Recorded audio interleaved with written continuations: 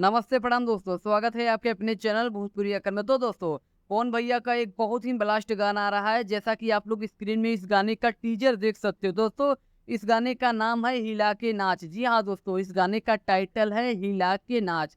तो दोस्तों, आइए इस वीडियो में जानते हैं कि इसका फुल वीडियो सॉन्ग कब रिलीज किया जाएगा। तो दोस्तों, वीडियो को पूरा जरूर देखें, और जो भी भाई हमारे चैनल को सब्सक्राइब नहीं किए, तो भाई आप लोग चैनल को सब्सक्राइब करना न भूलें। तो चलिए दोस्तों, वीडियो को शुरू करते हैं। तो दोस्तों, बात करें पवन भैया के गाने की, जिसका टाइटल है हिला के नाच। तो दोस्तों, इस गाने का टीजर तो एकदम बवाल है। जी हाँ दोस्तों, इस गाने को गाए हैं पावर स्टार पवन सिंह और शिल्पी राज, और इस गाने में लिरिक्स दिए हैं छोटू यादव, और इस गाने में म्यूजिक दिए हैं आर्या शर्मा। तो दोस्तों, बात करें इस गाने में एक्ट्रेस की, तो दोस्तों इस गाने में एक्ट्रेस है कोमल सिंह। तो भाई गाना एकदम बवाल होने वाला है। तो दोस्तों, बात करें इस गाने की रिलीज डेट की, तो दोस्तों इस गाने को 25 जून को सुबह में डीआरजे रिकॉर्ड भोजपुरी चैनल पे रिलीज किया जाएगा।